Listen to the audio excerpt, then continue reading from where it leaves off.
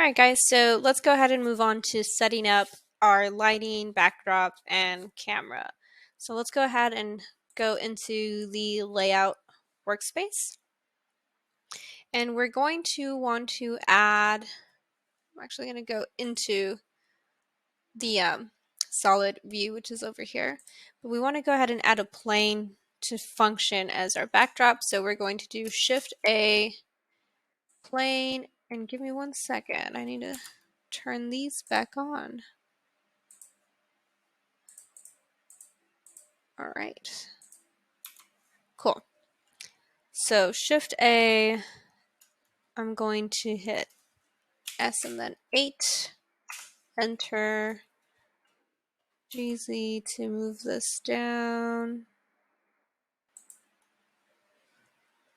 Okay, I'm going to hit 1 just to double check everything's right. Cool. All right. So that looks, you know what, I'm actually going to box select everything. You might not need to do this because you might have already done this to line up to the x-axis. I might have not done it with this saved file. All right, everything's looking good so far. We're going to go into edit mode with the plane selected. I'm going to do edge select, which is this button over here, and I want you to click on this back edge over here, and you're going to do E to extrude and then Z to extrude up. I really don't know how high I need this, but that's okay for now. And then we're going to select this edge right here, Control V to bevel. I'm going to add additional bevels like this. Maybe one more. All right. I'm going to jump back into object mode just to take a look. And so we can remove those cuts in there, right? We're going to just right click and hit shade smooth. Looking really good. We're going to hit S and we're just going to scale this up. That way we don't have to worry about our camera catching anything that's not the backdrop. But once you've gotten this far, let's go ahead and split the viewport. So remember, you hover over until you see these crosshairs down here. Left click and drag to make 2.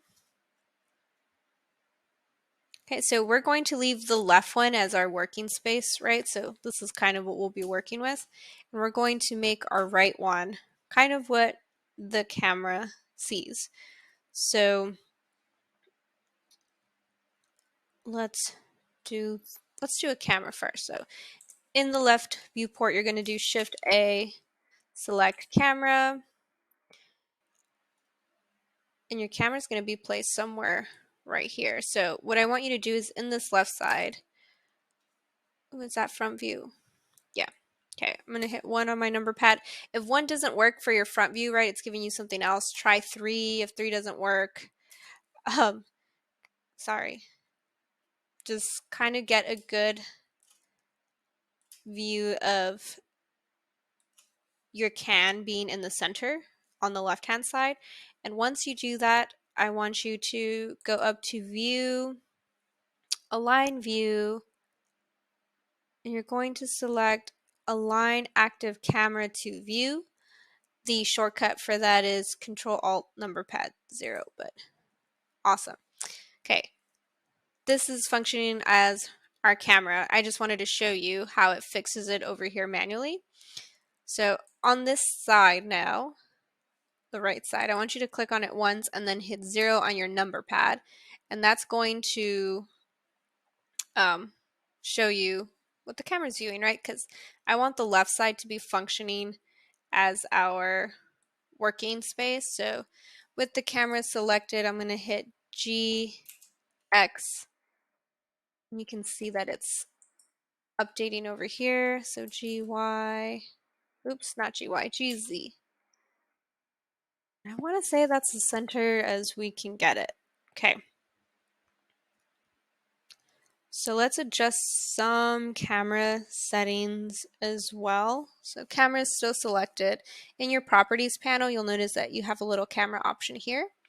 What I want you to do is where it says viewport display, click on that. And where it says passer part out, I want you to increase that to 1. This is just going to allow us to not get distracted with anything in the back. If it's blacked out, it's not going to come out when we render. So it's easier to view it this way while we're working. All right, so the right side, this one here, let's change this to rendered view. And as we can see, the can's facing backwards. So if yours is facing forward, awesome, you don't have to do anything. If it's not, let's fix that. So let's click the can, R to rotate, and then Z to rotate on the Z axis. And we're just going to, it's not rotating anymore. RZ, there we go.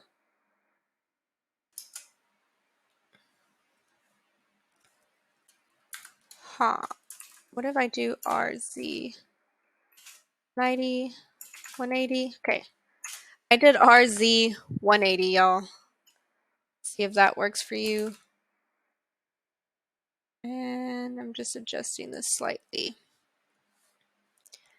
Whole bean, so now it's facing forward. Let's go ahead and add some lights to this. So on the left viewport, Shift A, hover over light and look for point. And it should add it here. So you just have to hit GZ, move it upwards. Kind of want to move this way. So GY to move it forward.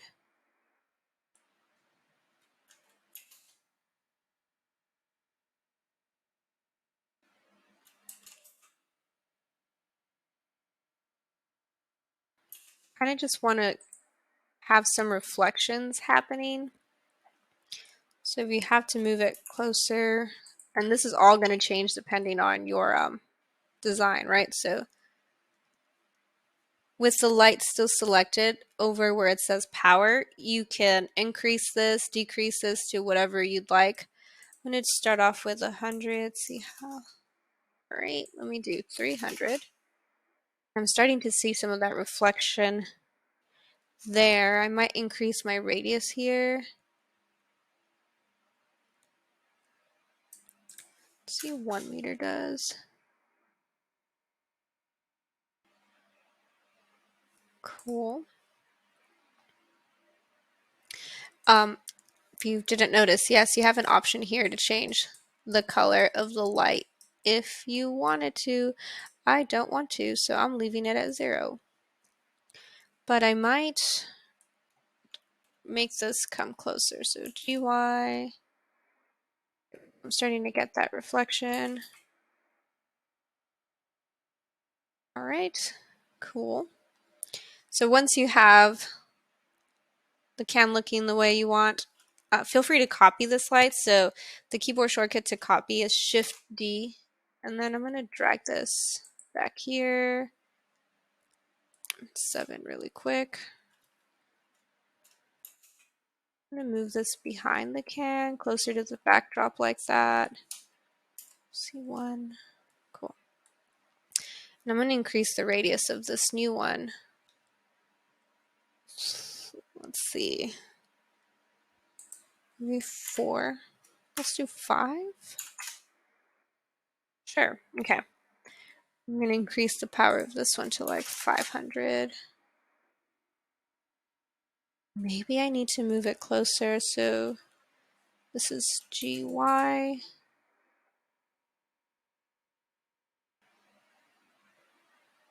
Or maybe that's too much.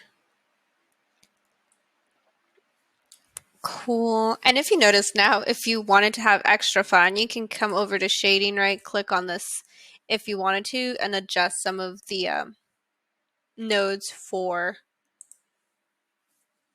your materials for the Red Bull can. But I'm going to leave mine as is. So that's looking okay for now. Let's go ahead and select the backdrop over here. We're going to go over to shading. And we're basically going to change the color of the backdrop. This is going to be completely up to you what you want the color to be. I'm just going to stick to black. So I'm going to hit new. I'm going to hit base color, drop this over to black. And if you wanted to see it, you know, this happening, you can just come over to your properties panel here too. Ooh, I don't want to leave that a name. Backdrop. And you can play with the settings here and then watch them kind of do their thing over here. That is definitely not what I was looking for. 2.7.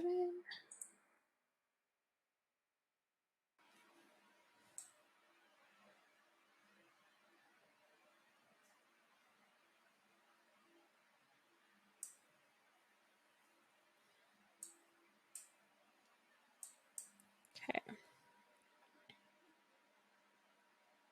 And now that I've changed this, right, might have to, well, not might, I will have to come back in here and kind of make some changes to my lighting so that it looks more dynamic.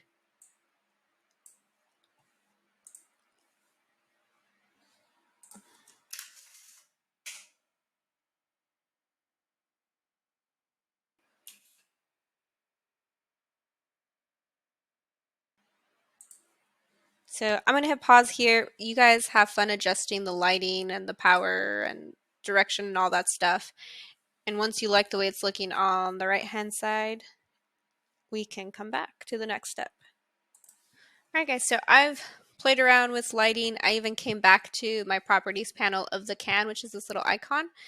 And you can pull up all this crazy stuff that we had in shading here. It's just all kind of going to be collapsed like so. So if you see these little arrows here, you can click on them to view all these additional settings that you can still go back and play with. So you remember this graph. This is still here for you to go back to if you wanted to make some changes. But once you have the lighting looking the way that you like, right?